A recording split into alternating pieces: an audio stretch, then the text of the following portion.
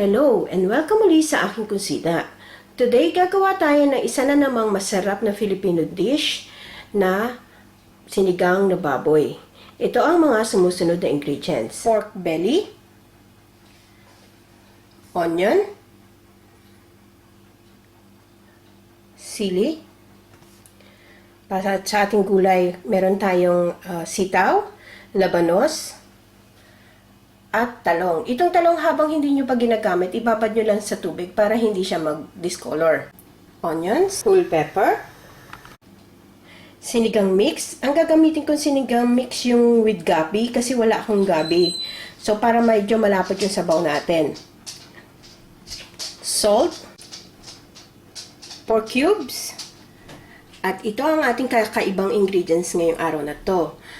Instead of using a fresh tomato, gagamit tayo ng tomato sauce. So, dito sa ating cooking pot, naglagay na ako ng water. So, yung water, depende kung gaano karami yung sabaw ang gusto. So, ilagay lang natin yung ating pork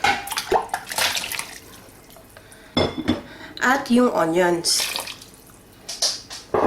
Sama na rin natin yung ating tomato sauce. So, lagay na rin natin yung ating pork cubes. So, isasalang lang natin to, pakukuloy natin hanggang sa lumambot yung pork. So, itong ating sinigang mix, depende kung gaano nyo kaasim gusto yung inyong sinigang. So, ako baka gamitin ko ay 1.5 packet. So, titikman ko na lang mamaya. So, we'll bring this to boil and we will simmer it for about half an hour. Palambutin natin yung pork. Depende sa kung gaano kalambot nyo gusto yung pork. So, this been simmering for half an hour now. So, check lang natin. So, medyo matigas pa yung ating pork. Pero, timplahan na natin. Lagay na natin yung ating sinigang mix. Salt. So, as I said earlier, itong ating sinigang mix at saka salt, it's according to your taste. So, kung gusto nyo ng medyo maasim, dagdagan nyo pa ng sinigang mix. Ako gusto ko kasi ng maasim eh. Kaya, dadagdagan pa. Eto, timplado na. Natimplahan ko na ng salt at saka yung asim niya sa gusto kong asim. So, pwede na natin ilagay yung ating pepper. Whole pepper. So, ito palalambutin ko na lang to. Pag malambot na, ilalagay ko na lang yung ating mga gulay. And then, so, ayan, malambot na yung ating pork. Ilagay na natin yung ating talong and kalabasa.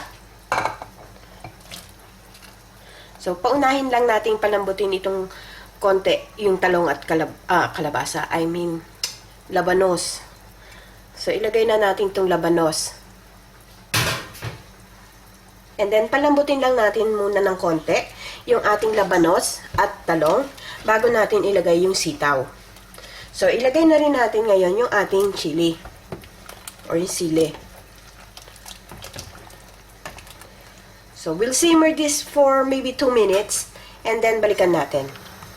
So, ayan, kumukulo na yung ating soup. So, ilagay na rin natin yung ating sitaw. So, maybe we'll simmer this for another 2 minutes and then pwede na natin itong i-switch off. So, ito na ang ating masarap at mainit na sinigang na baboy with tomato sauce. So, sana magustuhan nyo itong recipe na ito and share it with your friends. Hanggang sa susunod kong video, magkita-kita ulit tayo. Salamat! Bye! Kain na tayo!